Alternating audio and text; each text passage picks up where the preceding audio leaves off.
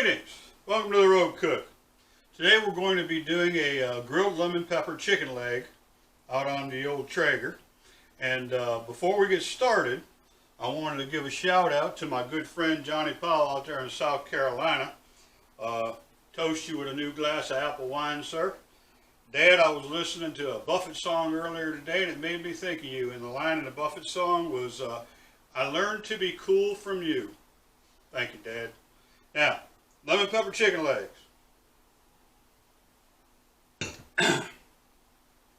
Before we get into the seasoning, I got most of these sectioned up. I left the smaller legs whole, but I wanted to take a minute to show y'all how to separate a bone.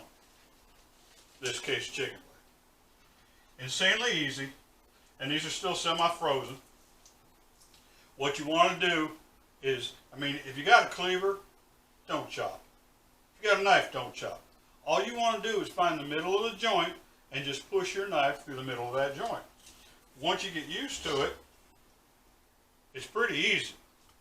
You might have to cut around a little bit, pull it apart so you can eyeball it and then get into that.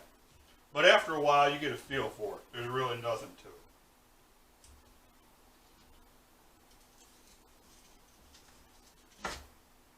See, I had to poke around on that one a little bit. All right. Get this ick out the way.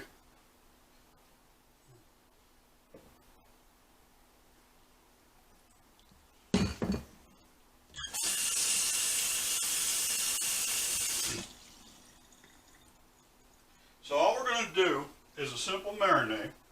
And we're going to marinate this chicken overnight. And then tomorrow, my brother Mike, the chief, will be joining us to grill these out on the Traeger. Alright, so we need a half cup of lemon juice. I used to use the powdered lemon peppers back in the day when I started out. I realized they just taste too artificial. Alright.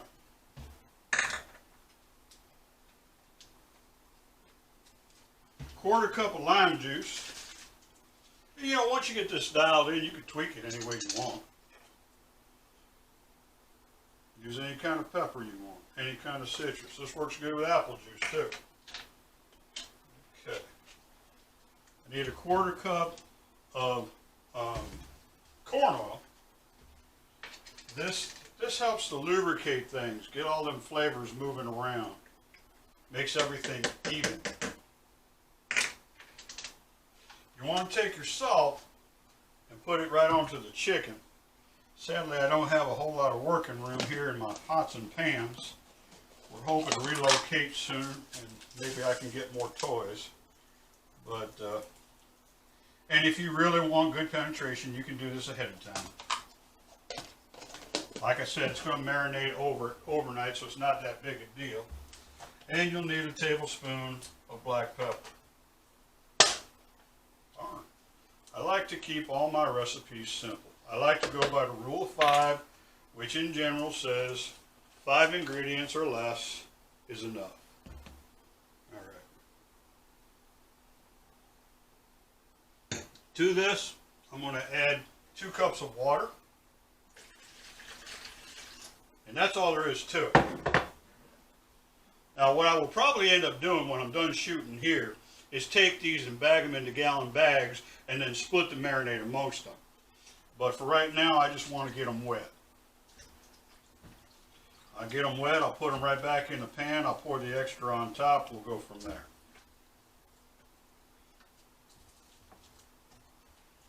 And tomorrow, in case I forget to say, which will actually be the second half of this video, it's not going to be a two-parter, but our Traeger pellet smoker is set up with a 50-50 blend currently, so this will be done in half hickory and half pecan, which gives it a real nice smoke.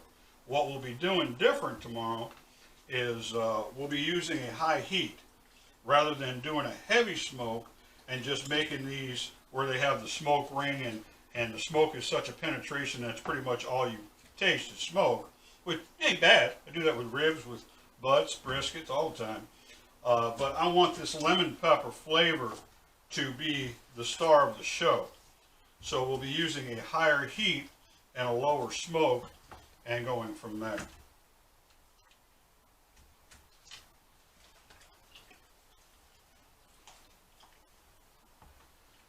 There is nothing to it.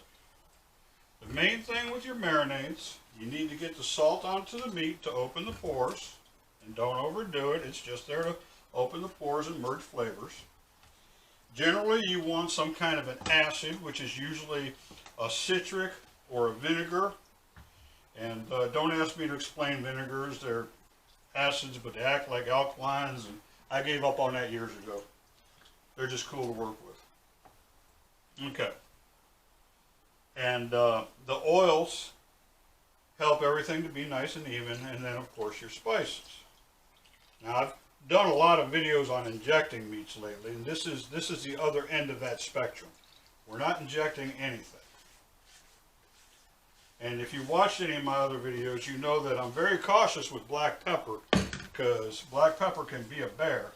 It gets hotter as you cook it, and it's very hard on the digestive system, which is interesting because black pepper and white pepper come from the exact same plant. Black pepper is sun-dried or kiln-dried, either way, and the white pepper is fermented and the outer husk is peeled off. Interesting stuff. Okay, like I said, I'll probably come back, put these in bags, split the marinade up, but for now, that's really all there is to it. So when we come back, we'll be on the Traeger with Brother Mike, the chief, and we'll go from there. So we look forward to that. See you when we get back. All right, here we are the next day out on the Traeger, and you can see Brother Mike here. Let me hold on a second. Let me get a shot down there. This is the chicken we marinated yesterday. You can see it stayed in the bowl. I rolled it around all night. It's nice and soupy. Let me introduce you here. This is Brother Mike. Say hi to the folks, Brother Mike. Hey, you with the tongs. Huh? Wave at the camera. Hey, y'all. The man is focused. He got his little Traeger fired up. What temp you got it on? 350. He's running on 350. As I think I said yesterday, this is not a straight smoke. This is a bake with smoke. That way, on a regular smoke, the smoke flavor penetrates so much it would overwhelm the lemon pepper. In this case, we've got a mixture of hickory and pecan chips, and it's going to give a nice light flavor to go with the lemon pepper. Baking time on this, like what, an hour, 2 hours? Probably going to be around an hour, but we can adjust. Yeah. Well, we're guessing an hour, but you eyeball it. These things change. The weather's a big factor. It's a little overcast and cool today.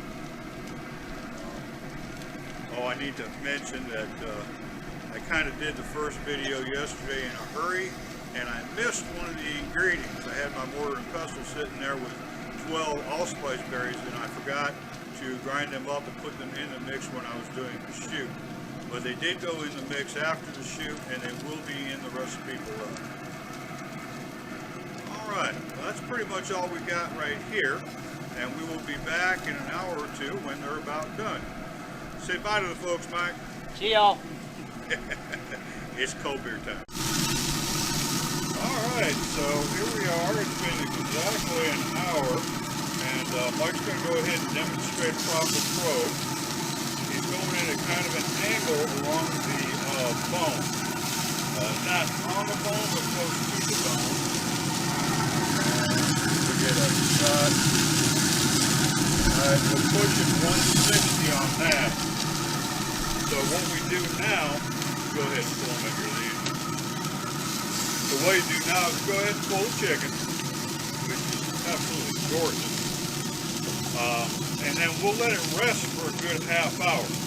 You know, actually for this is 10 pounds of chicken, so it will be portioned out, frozen, vacuum sealed, and used for various meals.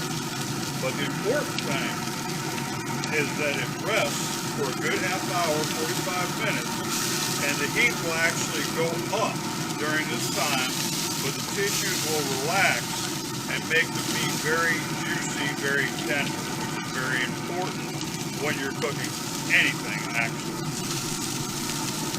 You know, a lot of people are real funny when it comes to pink on the bone of a chicken. When you're dealing with any kind of smoke, remember you may have a smoked ring. So you might have pink meat underneath the skin. That is not undercooked. That is simply the smoke ring. Pink at the bone, actually to me is quite edible. But blood at the bone, that's not so good. Alright. Well, as we watch Brother Mike wander off into the distance, we thank everybody for stopping by the Rogue Cook. Hope to see you next time. In the meantime, eat well, have a great day, and be wonderful to each other. Thanks for stopping by.